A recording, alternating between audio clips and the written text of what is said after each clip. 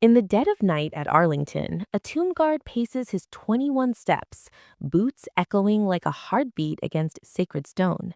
Sergeant Ethan Caldwell, rigid in his Navy uniform, looks like a statue to the tourists, snapping photos. But tonight, a challenge looms, one little test more than his discipline. A professor, armed with a PhD and a grudge, calls the tomb guard a pointless relic, mocking Ethan's duty in front of his own son. The classroom's about to become a battlefield, and Ethan's about to prove that honor isn't just in the steps he takes, it's in the fight he's ready to win.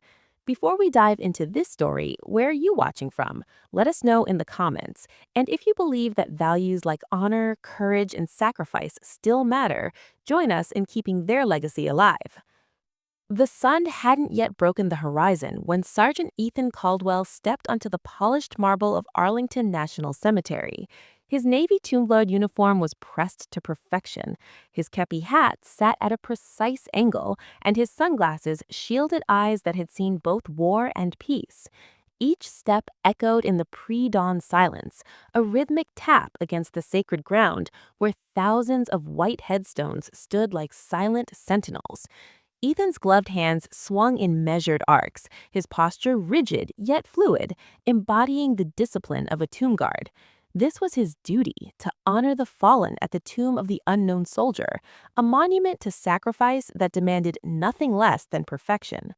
As he paced his 21 steps, Ethan's mind drifted to his son, Noah, 14, and struggling to find his place in a world that often mocked what Ethan stood for.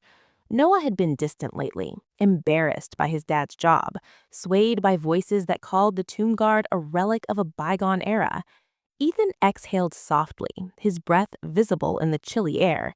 He'd faced insurgents in Afghanistan, but nothing felt harder than watching his son pull away. Back home, the clitching clock read 5:30 a.m. Ethan, now in civilian clothes, called upstairs. "Noah, time to get up. We've got that history program today." A groan drifted down, followed by sluggish footsteps. Noah appeared, hair tousled, wearing a hoodie and jeans, his backpack slung over one shoulder. "Dad, do I have to go? Professor Thornton's just going to rant about how the military is a waste of time again." Ethan sat down his coffee mug, his hazel eyes meeting Noah's. "He's your teacher, Noah. You don't have to agree with him, but you've got to show up and think for yourself." Noah shrugged, picking at his cereal. "He says stuff like the tomb guard's just a bunch of guys marching for tourists. It's embarrassing, Dad." The words stung, but Ethan kept his voice steady. "My job's about honoring the people who gave everything for this country. That's not embarrassing, it's a privilege." Noah looked away, unconvinced. Ethan checked his watch. "Come on, I'll drive you. And yeah, I'm wearing my uniform. Got duty right after." Noah's eyes widened. "You're not coming inside, are you?" Ethan raised an eyebrow, his silence answering the question.